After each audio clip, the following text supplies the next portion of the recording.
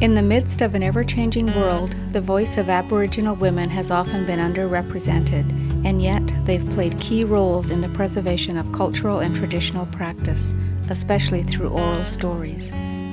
These stories are filled with teachings that continue to be passed down through generations. We need to listen.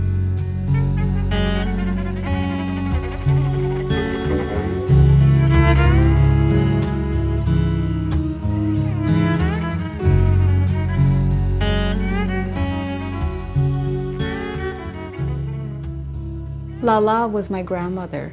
She was also grandmother to my sisters Bonnie, Billy, Susie, Kathy, and Reagan, and my brothers Bill and Chief Robert Louis, who's the current chief of the Westbank First Nation, and also an older brother, James, who passed away when he was just a very young boy. Grandma passed away in 1979, but she left us with incredible teachings. She had no formal education. She was illiterate, at least as far as Euro-Canadian education goes. She spoke Okanagan most of the time, though she did speak English. She carried the wisdom of plants and medicines.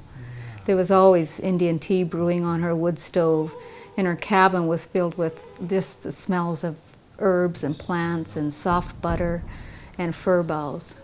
She slept on the fir boughs right up until her passing, and she changed them every couple of days, and they were just a wonderful smell in her house. She was tiny in stature, but she certainly stood tall in strength and character. She never went on welfare. She worked hard all her life. Grandma worked in the fields of a nearby Chinese farmer for very little pay.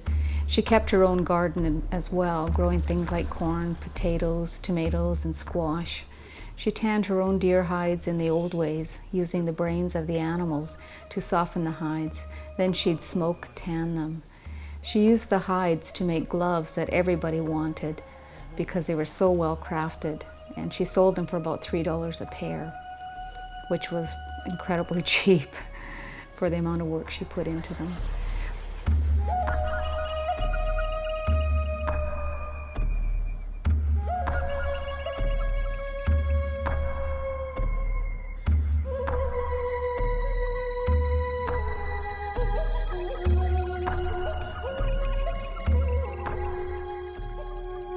Grandma also had a small herd of cattle. She pastured them on Bald Range, so every spring and fall she'd walk up to Bald Range, which was a long ways from her home, and she'd take the cows up there and then bring them home in the fall.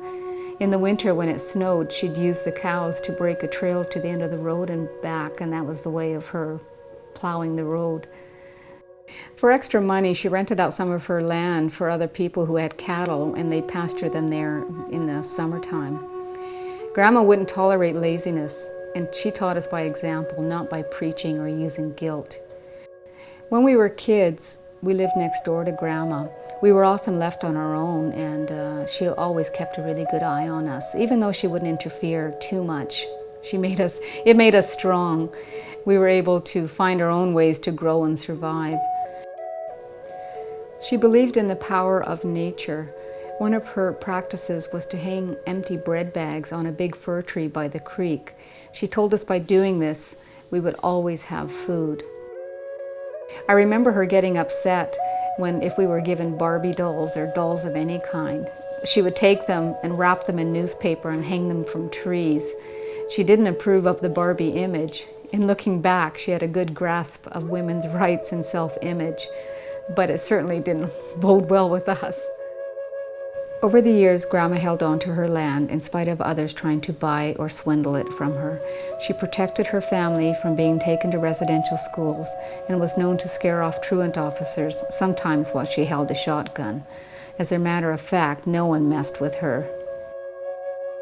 She hated alcohol, and I remember one of her common sayings when she was angry at someone was, "If I see him again, I'll find a big stick and spank him." In her later years, my brother Rob had to explain to her that it was okay to accept an old age pension check from the government. She kept saying that they'd take her land if she took the money from them, but he finally convinced her that that wasn't the case. When family members gave her an electric stove, she thanked them but continued to use her old wood cook stove. She hauled water from a creek and chopped wood, and she lived without electricity for most of her life. She didn't put much trust in modern technology. Grandma was a tough but generous soul. She taught us about hard work, honesty, and the will to survive. About once a month, we'd walk to Kelowna from our house on the west side. We'd walk over the bridge from our reserve, and Grandma would be wearing her long skirt, her moccasins, and her kerchief on her head.